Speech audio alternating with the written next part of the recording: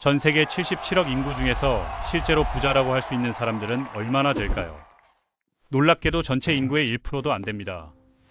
나머지 99%는 매일 아침 알람 소리에 눈을 뜨고 출근 준비를 하며 월급 통장에 찍히는 숫자를 보며 한숨을 쉬죠. 그런데 그 1%는 어떻게 그 자리에 올라갔을까요? 오늘 우리는 평범한 사람들이 부자가 된 실제 경로들을 살펴보겠습니다. 태어난 순간부터 승리한 사람들이 있습니다. 이들은 복권에 당첨된 줄도 모르고 복권에 당첨된 케이스죠. 부유한 가정에서 태어나서 어릴 때부터 개인 과외 선생님과 함께 공부하고 명문 사립학교에 다니며 대학 등록금 걱정 없이 원하는 전공을 선택할 수 있었습니다.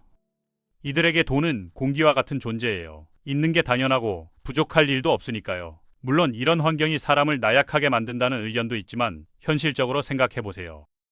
골프장에서 명품 시계를 차고 비싼 와인을 마시면서 인생의 목표를 찾지 못해 고민한다고 하더라도 그게 진짜 문제일까요? 평범한 사람들이 매일 겪는 생계 걱정과는 차원이 다른 고민이죠. 이들은 아무런 노력 없이도 이미 결승선을 통과한 상태입니다. 이런 가정에서 태어난 아이들은 자연스럽게 부모의 인맥과 사업 노하우를 물려받게 됩니다. 아버지가 운영하는 회사의 임원진들과 함께 식사하면서 비즈니스 대화를 듣고 어머니의 친구들이 운영하는 갤러리에서 예술품 경매에 참여하죠. 이런 환경에서 자란 아이들은 성인이 되면 자연스럽게 좋은 기회들이 찾아옵니다. 부모 친구가 운영하는 투자회사에서 인턴을 하거나 가족 모임에서 만난 사업가와 파트너십을 맺는 거죠. 심지어 실패해도 다시 일어설 수 있는 안전망이 항상 준비되어 있습니다. 사업이 망해도 부모가 다시 자금을 대주고 큰 실수를 해도 가족의 명성으로 두 번째 기회를 얻을 수 있거든요. 반면 대부분의 평범한 사람들에게 부자가 되는 길은 완전히 다릅니다. 이들은 안전하고 확실한 방법을 선택하죠. 초등학교부터 고등학교까지 성실하게 다니고 대학에 진학해서 취업에 유리한 전공을 선택합니다.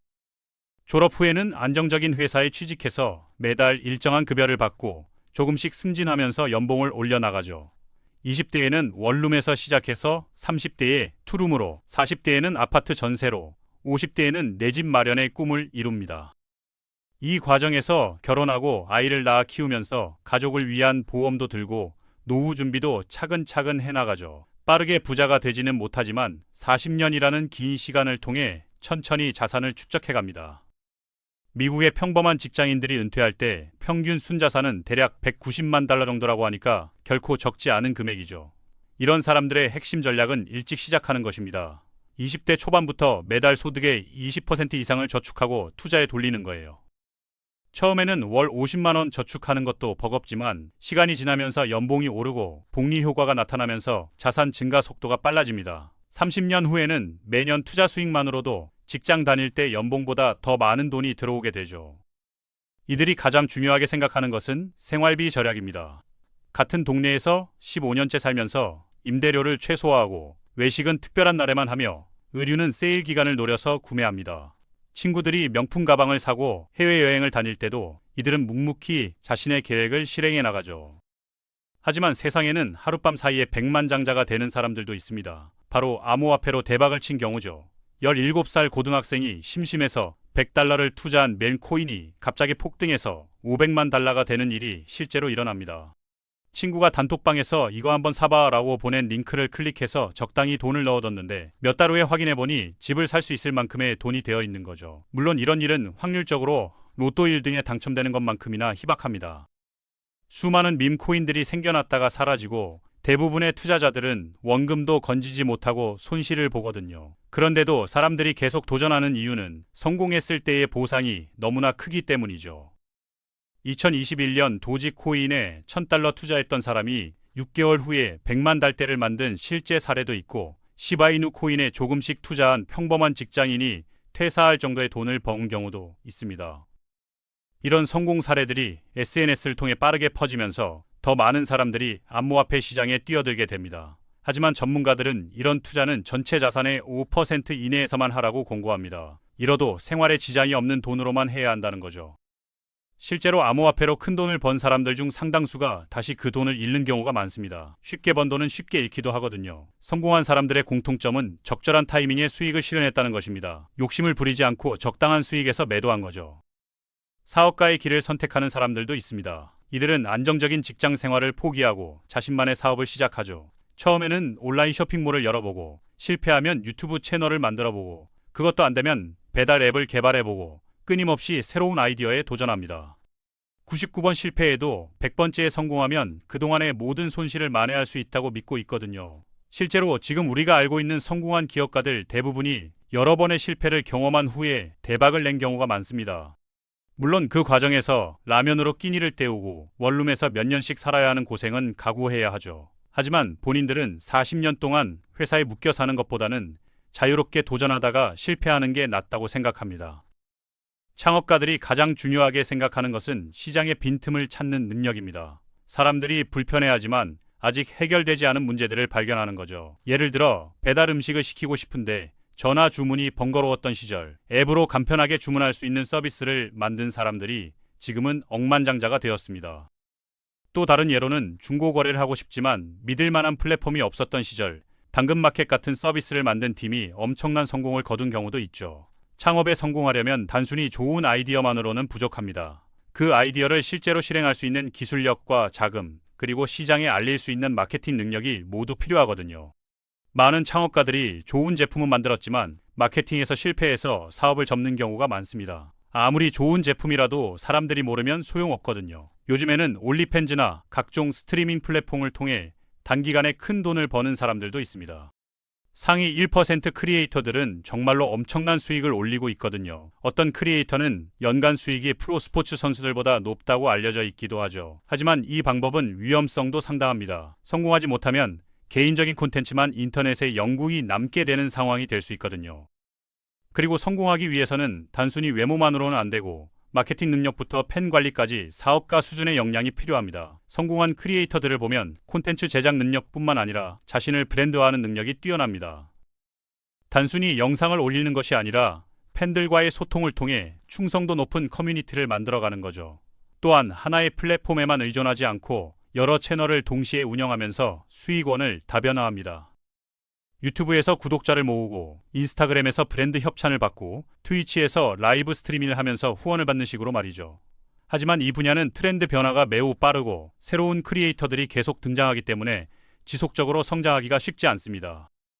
조용히 절약하면서 부를 축적하는 사람들도 있습니다. 이들은 화려하지 않지만 가장 확실한 방법을 택하죠. 매달 고정 수입에서 일정 비율을 무조건 저축하고 외식은 할인 쿠폰이 있을 때만 하며 의류는 세일 기간에만 구매합니다. 20대, 30대를 이렇게 보내고 나면 40대 중반쯤에는 경제적 자유를 얻을 수 있게 됩니다. 집도 다 갚았고 투자 수익만으로도 생활이 가능한 수준에 도달하는 거죠. 이때부터는 출근하지 않아도 되고 원하는 일만 할 수 있게 됩니다. 큰 집에 살지도 않고 비싼 차를 타지도 않지만 시간적 자유만큼은 확실히 얻을 수 있는 방법입니다. 이런 사람들의 생활을 자세히 보면 정말 철저합니다. 매주 마트에서 장을 볼 때도 할인 상품 위주로 구매하고 집에서 직접 요리해서 먹는 비율이 80% 이상이에요. 옷도 유행을 따르지 않고 질 좋은 기본 아이템들을 오래 입으며 차도 중고차를 구매해서 10년 이상 타는 경우가 많습니다. 친구들과 만날 때도 비싼 레스토랑 대신 집에서 홈파티를 하거나 공원에서 피크닉을 하는 식으로 비용을 절약하죠. 여행도 성수기를 피해서 가고 숙소는 호텔 대신 게스트하우스나 에어비앤비를 이용합니다. 하지만 이들이 인색한 것은 아닙니다. 정말 중요하다고 생각하는 것에는 기꺼이 돈을 씁니다. 건강관리를 위한 헬스장 비용이나 자기 개발을 위한 책, 강의비 같은 것들이죠.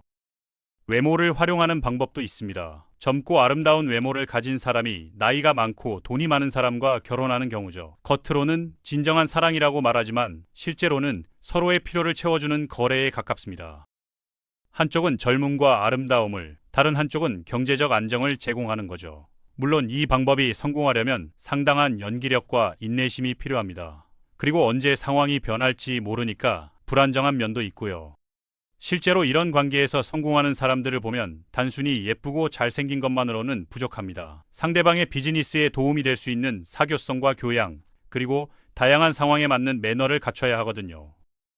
고급 레스토랑에서 비즈니스 파트너들과 식사할 때 어색하지 않게 대화할 수 있어야 하고, 갤러리 오프닝이나 자선 파티 같은 상류층 모임에서도 자연스럽게 어울릴 수 있어야 합니다. 또한 여러 언어를 구사할 수 있다면 더욱 유리하죠. 해외 출장이나 여행에서 통역 역할도 할 수 있고 국제적인 인맥 형성에도 도움이 되거든요. 하지만 이런 관계는 본질적으로 불안정합니다. 나이가 들면서 외모가 변하거나 더 젊고 매력적인 경쟁자가 나타날 수 있거든요. 도박으로 한 방의 인생 역전을 꿈꾸는 사람들도 있습니다. 카지노에서 $100로 시작해서 계속 베팅 금액을 2배씩 늘려가며 연속으로 성공해서 $1,000,000를 만드는 경우죠. 확률적으로는 거의 불가능한 일이지만 실제로 그런 일이 일어나기도 합니다. 문제는 대부분의 사람들이 큰 돈을 잃고 끝난다는 거예요. 그리고 설사 성공한다 하더라도 그 돈을 지키기가 더 어려울 수 있습니다. 인플루언서가 되는 것도 하나의 방법입니다. 소셜미디어에서 팔로워를 모으고 브랜드 협찬을 받아서 수익을 내는 거죠. 처음에는 재미있는 영상이나 사진을 올리면서 시작하지만 팔로워가 늘어나면서 점점 사업화됩니다. 광고 게시물 하나로 수천만 원을 벌 수 있는 수준에 도달하기도 하죠. 다만 이 방법도 경쟁이 너무 치열하고 지속적으로 콘텐츠를 만들어내야 하는 부담이 있습니다. 특정 분야에서 최고가 되는 방법도 있습니다. 스포츠 선수가 되어서 프로리그에서 뛰거나 음악가가 되어서 히트곡을 만들거나 배우가 되어서 유명한 영화에 출연하는 거죠. 농구 선수인 레브론 제임스는 연간 $1억 이상을 벌어들인다고 하니까 성공했을 때의 보상은 상상을 초월합니다. 하지만 그만큼 경쟁도 치열하고 재능과 노력이 모두 필요한 분야이기도 하죠. 결국 부자가 되는 방법은 다양하지만 공통점이 있습니다. 위험을 감수하거나 남들보다 더 많이 노력하거나 운이 좋거나 해야 한다는 거예요. 아무런 노력 없이 부자가 되는 방법은 태어날 때부터 부유한 집안의 자녀가 되는 것 외에는 없습니다. 그리고 어떤 방법을 선택하든 돈을 벌기보다는 돈을 지키는 게 더 어려울 수도 있다는 점을 기억해야 하겠죠. 가장 중요한 것은 자신의 성향과 상황에 맞는 방법을 선택하는 것입니다. 안정을 추구하는 성격이라면 장기 투자와 절약을, 모험을 좋아한다면 창업이나 고위험 투자를 고려해 볼 수 있겠죠. 어떤 방법을 선택하든 일관성을 유지하는 것이 핵심입니다. 오늘은 절약하고 내일은 과소비하고 이번 달은 투자하고 다음 달은 투기를 한다면 어떤 방법으로도 성공하기 어렵거든요. 마지막으로 부자가 되는 것도 중요하지만 그 과정에서 건강과 인간관계를 잃지 않는 것도 중요하다는 점을 잊지 마세요.